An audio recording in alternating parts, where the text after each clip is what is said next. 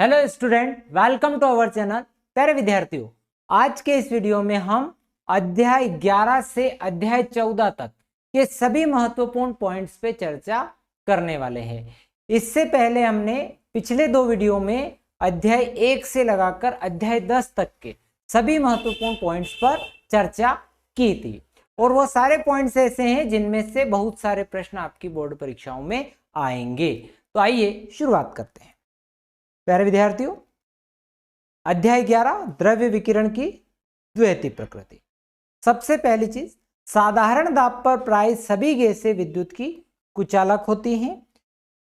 अल्प दाब पर गैसों से होकर विद्युत प्रवाह होने की घटना को विद्युत विसर्जन कहते हैं। अब आपने मान लो उस दाब को क्या कर दिया, कम कर दिया, तो अल्प दाब पर अगर विद्युत प्रवाह होने लग जाता है तो इस घटना को हम कहते हैं विद्युत विसर्जन।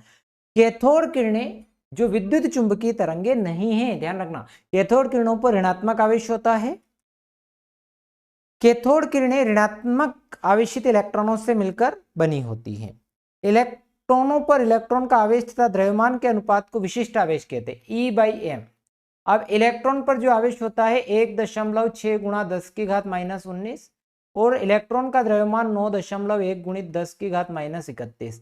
इससे जब भाग लगाएंगे तो 1.76 गुणित 10 की घात 11 ये उसका विशिष्ट आवेश होता है।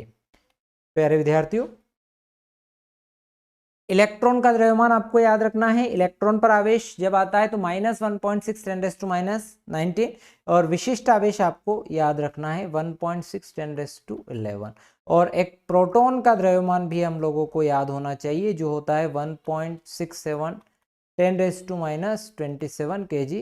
ठीक है, इस तरह से चीजें आप लोगों को याद कर लेनी है। ये सामान्य सी बातें हैं। आगे बढ़ते हैं। प्रोटॉन की खोज रदरफोर्ड तथा न्यूट्रॉन की खोज चैडविक साहब ने करी थी, ये अपने दिमाग में रख के चलना है। धातु के पृष्ठ से इलेक्ट्रॉन को बाहर निकालने की घटना को हम कहते हैं इलेक्ट्रॉन उत्सर्जन, और वह न्यूनतम ऊर्जा जो धातु के तल से मुक्त इलेक्ट्रॉनों को उत्सर्जन के लिए आवश्यक होती है उसे कार्यफलन ऊर्जा कहते हैं। फाई बराबर hν हम लोग देख सकते हैं। उसके बाद भिन्न भिन्न धातुओं के लिए कार्यफलन की ऊर्जा अलग अलग होगी। ठीक, कार्यफलन को हम इलेक्ट्रॉन वोल्ट में नापते हैं। अब जो एक इलेक्ट्रॉन वोल्ट बराबर होता है बच्चों 1.6 गुणित 10 की घात -19 जूल। ठीक है, तो कार्यफलन इलेक्ट्रॉन वोल्ट क्या है, तो अपने को एक चीज और पता होना चाहिए कि जो इलेक्ट्रॉन वोल्ट हैं वह ऊर्जा का मात्रक है। ठीक है, क्योंकि हम देखो कार्यफलन ऊर्जा को हम इलेक्ट्रॉन वोल्ट में नाप रहे हैं। किसी धातु को गर्म करने पर अगर उसकी सतह से इलेक्ट्रॉन निकलते हैं जिसे हम तापायनिक उत्सर्जन कहते हैं। तापायनिक उत्सर्जन के लिए गलनांक अधिक और कार्यफलन निम्न रहना चाहिए। तापायनिक उत्सर्जन के लिए टंगस्टन जो है सर्वोत्तम धातु है, सबसे अच्छी धातु टंगस्टन मानी जाती है। प्रकाश विद्युत प्रभाव की खोज सर्वप्रथम हर्ट्ज द्वारा की गई। प्रकाश विद्युत प्रकाश में प्रकाश ऊर्जा को विद्युत ऊर्जा में बदला जाता है। प्यारे विद्यार्थियों, प्रकाश विद्युत प्रभाव की व्याख्या जो है वो अल्बर्ट आइंस्टाइन ने की थी। ये देखो, ये सारी चीजें कर लेना आप लोग। इसकी व्याख्या किसने करी? अल्बर्ट आइंस्टाइन ने करी। खोज किसने करी? हर्ट्ज ने करी। तो ये एक एक चीज आप याद रखना क्योंकि यही परीक्षाओं में आने वाली है। पराबैंगनी किरणें धातु की सतह से जब अदृश्य प्रकाश किरणें क्षारीय धातु की सतह से प्रकाश विद्युत उत्सर्जन दर्शाती है। एनोड प्लेट पर वह ऋणात्मक विभव जिस पर प्रकाश विद्युत धारा का मान 0 हो जाता है निरोधी विभव, स्तंभन विभव या अंतक विभव कहलाता है। किसी धातु की सतह से इलेक्ट्रॉन उत्सर्जन के लिए आपतित प्रकाश की आवृत्ति देहली आवृत्ति से अधिक होती है। उत्सर्जित फोटो इलेक्ट्रॉनों की अधिकतम गतिज ऊर्जा आपतित प्रकाश की आवृत्ति पर निर्भर करती है। फोटोन की जो गतिज ऊर्जा होगी, अधिकतम गतिज ऊर्जा, वो होगी किस पर डिपेंड होगी, तो वो उसकी आवृत्ति पर डिपेंड होगी। हम लोग जिस निरोधी विभव की बात कर रहे हैं वो उसको हम लिखेंगे K max = EV0। जो अधिकतम गतिज ऊर्जा है वो EV0 के इक्वल होगी। उत्सर्जित फोटो इलेक्ट्रॉन की अधिकतम गतिज ऊर्जा प्रकाश की तीव्रता पर निर्भर नहीं करती है। गतिज ऊर्जा तीव्रता पर निर्भर नहीं करती है। प्रकाश विद्युत धारा आपतित प्रकाश की तीव्रता पर निर्भर करेगी। यानी कि इलेक्ट्रॉन को बाहर निकालने के लिए एक न्यूनतम आवृत्ति होना चाहिए पर धारा के लिए तीव्रता होना चाहिए। तो धारा तब अधिक होगी, जितनी धारा तीव्रता अधिक होगी उतनी ही ज्यादा आपकी धारा अधिक होगी, पर तीव्रता बहुत ज्यादा है और आवृत्ति न्यूनतम नहीं मिल रही तो इलेक्ट्रॉन उत्सर्जित नहीं होते हैं। प्रकाश विद्युत धारा आपतित प्रकाश की आवृत्ति पर निर्भर नहीं करती है। निरोधी विभव आपतित प्रकाश की आवृत्ति बढ़ने पर बढ़ने लगता है। आपतित प्रकाश की तीव्रता बदलने पर निरोधी विभव पर कोई प्रभाव नहीं पड़ता है। आपतित प्रकाश बढ़ाने से संतृप्त विद्युत धारा बढ़ जाती है। आपतित प्रकाश को जैसे ही बढ़ाएंगे संतृप्त विद्युत धारा बढ़ जाएगी। फोटोन ऊर्जा का बंडल या क्वांटम होता है, पैकेट होता है। फोटोन तरंग व्यवहार दर्शाते हैं। फोटोन अनावेशित कण हैं।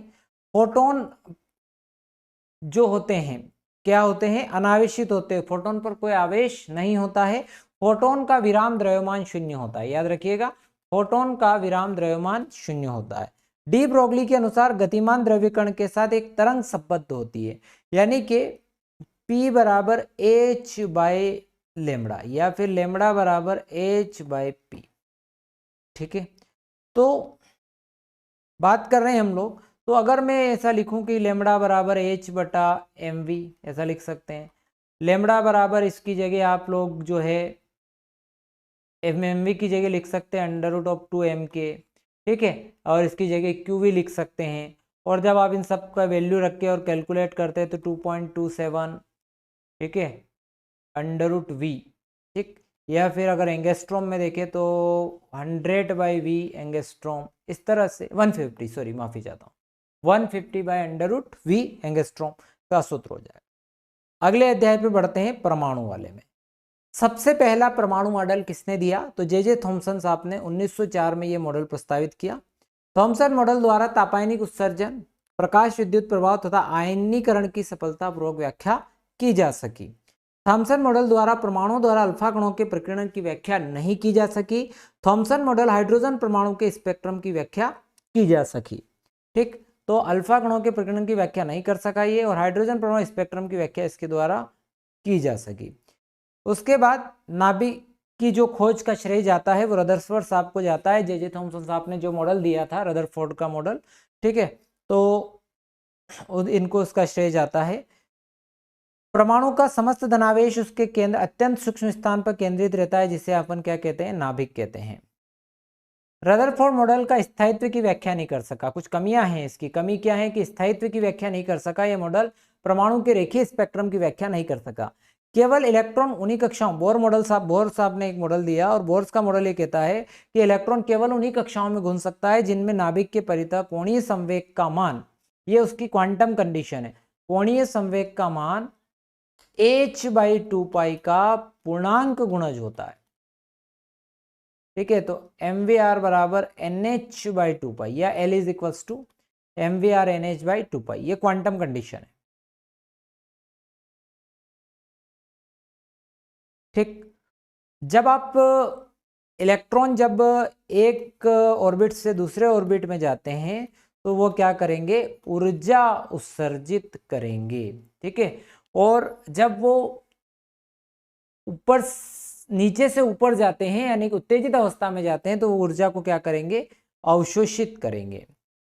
प्यारे विद्यार्थियों, और जो इलेक्ट्रॉन जो घूमेंगे अपनी कक्षाओं में, तो वो उस पर किस कारण से घूमेंगे? तो वो उनके अभिकेंद्रीय बल के कारण हैं।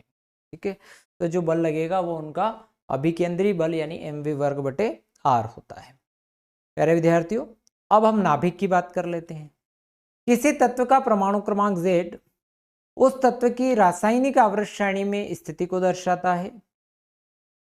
नाभिक के अवयव में प्रोटॉन तथा न्यूट्रॉन होते हैं। यदि नाभिक में प्रोटॉन और न्यूट्रॉनों की संख्या लगभग बराबर है तो नाभिक स्थायी होगा। एक बार अभी प्री बोर्ड में भी पूछा था कि नाभिक स्थायी कब होगा, लेकिन यदि नाभिक में न्यूट्रॉनों की संख्या प्रोटॉनों की संख्या की तुलना में अधिक होती है तो नाभिक अस्थायी होगा। नाभिक के बाहर न्यूट्रॉन अस्थायी होता है। न्यूट्रॉन उदासीन कण है, उस पर कोई आवेश नहीं होता है। प्रोटॉन की खोज रदरफोर्ड ने कृत्रिम रेडियोएक्टिविता द्वारा की थी। न्यूट्रॉन की खोज चैडविक ने कृत्रिम रेडियोएक्टिविता द्वारा की। नाभिक का आयतन उसके द्रव्यमान संख्या के अनुक्रमानुपाती होता है, यानी कि जो 4/3 पाई r³ प्रोपोर्शनल टू a होता है। किसी नाभिक की त्रिज्या उसकी द्रव्यमान संख्या की 1/3 घात के अनुक्रमानु, इसी सूत्र से मालूम पड़ जाएगी आपको, बटा 3 के अनुक्रमानुपाती होती है। प्रत्येक नाभिक का घनत्व एक समान होता है। नाभिक के अंदर न्यूट्रॉन और प्रोटॉन के बीच लगने वाला बल परस्पर बांधे रहता है, जिसे अपन नाभिकीय बल कहते हैं। ये नाभिकीय बल जो है प्रकृति का सबसे प्रबलतम बल है। ठीक है, नाभिक बल अत्यंत तीव्र आकर्षण प्रकृति का लघु परिसर का बल है। द्रव्यमान ऊर्जा और ऊर्जा को द्रव्यमान में बदला जा सकता है। अल्बर्ट आइंस्टाइन का समीकरण है E बराबर mc²। किसी नाभिक में अवयवी न्यूक्लियनों का मतलब आपका जो न्यूट्रॉन और प्रोटॉन से हैं। द्रव्यमानों का योग उस नाभिक में वास्तविक द्रव्यमान अंतर को उस नाभिक की द्रव्यमान शक्ति कहते हैं। किसी नाभिक की बंधन ऊर्जा वो ऊर्जा है जो नाभिक के अंदर न्यूक्लियनों को मिलाकर नाभिक बनने से मुक्त होती है, या फिर वह ऊर्जा जो नाभिक के न्यूक्लियनों को परस्पर अलग करने पर मुक्त होती है, जैसा कि नाभिकीय विखंडन में होता है, नाभिकीय संलयन में होता है। नाभिकीय विखंडन वह क्रिया है जिसमें किसी भारी नाभिक को मंदगामी न्यूट्रॉन द्वारा बमबारी कराकर लगभग 2 समान आकार के हल्के नाभिकों में विभक्त किया जाता है। नाभिकीय रिएक्टर में नाभिकीय विखंडन को नियंत्रित श्रृंखला अभिक्रिया पर आधारित वह युक्ति है जिससे उपयोगी कार्यों में ऊर्जा प्राप्त की जाती है। परमाणु बम की कार्यविधि नाभिकीय विखंडन अनियंत्रित श्रृंखला अभिक्रिया पर आधारित है। हाइड्रोजन बम की क्रियाविधि नाभिकीय संलयन पर, परमाणु बम नाभिकीय विखंडन पर। ठीक है, अध्याय 14 अर्धचालक युक्तियों पर चर्चा कर लेते हैं। संयोजी बैंड व चालन बैंड के बीच वर्जित ऊर्जा अंतराल होता है। अभी पिछले साल भी आया था कि भाई बैंड कितने प्रकार के, तो 2 प्रकार के, और इनके बीच का एक वर्जित ऊर्जा अंतराल होता है। चालक के लिए वर्जित ऊर्जा अंतराल लगभग 0 होता है, क्योंकि जो संयोजी बैंड है चालन बैंड दोनों अतिव्यापित हो जाते हैं। पर कुचालक के लिए ये ऊर्जा बैंड 3 इलेक्ट्रॉन वोल्ट से अधिक, ध्यान रखिएगा, कुचालक के लिए 3 इलेक्ट्रॉन वोल्ट से अधिक और अर्धचालकों के लिए 3 इलेक्ट्रॉन वोल्ट से कम होता है। हालांकि कुछ कुछ किताबों में आप देखते हो तो 1 इलेक्ट्रॉन वोल्ट लिखा हुआ आपको मिलता है, पर हम एनसीईआरटी के अनुसार चल रहे हैं, तो आप 3 इलेक्ट्रॉन वोल्ट से अगर कम है तो अर्धचालक, और 3 इलेक्ट्रॉन वोल्ट से अधिक हैं तो आप क्या कहेंगे उसको, कुचालक। शुद्ध अर्धचालक परम शून्य ताप पर विद्युत के कुचालक होते हैं, यानी जर्मेनियम सिलिकॉन दोनों जो हैं शुद्ध अर्धचालक होते हैं, और ये परम शून्य ताप यानी 0 केल्विन टेम्परेचर पर अगर बात करें तो ये विद्युत के क्या होते हैं, कुचालक होते हैं। शुद्ध अर्धचालकों के सभी परमाणु सहबंधों से बने होते हैं, यानी कि बंधे होते हैं, यानी सहसंयोजी बंध द्वारा बंधे होते हैं, कोवेलेंट बॉन्ड से बंधे होते हैं। ताप बढ़ाने पर इनकी चालकता बढ़ती है, यानी कि प्रतिरोध क्या हो जाएगा, घट जाएगा ताप बढ़ाने पर। शुद्ध अर्धचालकों में अशुद्धि मिलाने से चालकता बढ़ जाती है। हमने पढ़ा है N प्रकार के अर्धचालक, P प्रकार के अर्धचालक, तो P और N प्रकार के अर्धचालक विद्युत उदासीन होते हैं। पीएन संधि डायोड में अवक्षय परत की मोटाई माइक्रोमीटर कोटि की होती है। अवक्षय परत में कौन होते हैं, तो अवक्षय परत के अंदर निश्चल आयन होते हैं, ये भी आप याद रखिएगा। अब अग्र अभिनति में अवक्षय परत की मोटाई घट जाती है और पश्च अभिनति में अवक्षय परत की मोटाई क्या होती है, बढ़ती है। अग्र अभिनति में डायोड का प्रतिरोध कम तथा पश्च अभिनति में डायोड का प्रतिरोध अधिक होता है। अवक्षय परत के भीतर आवेश वाहक नहीं होते, केवल निश्चल दाता या निश्चल ग्राही होते हैं। दिष्ट कारण वह युक्ति है जो प्रत्यावर्ती विभव को दिष्ट विभव में बदलता है।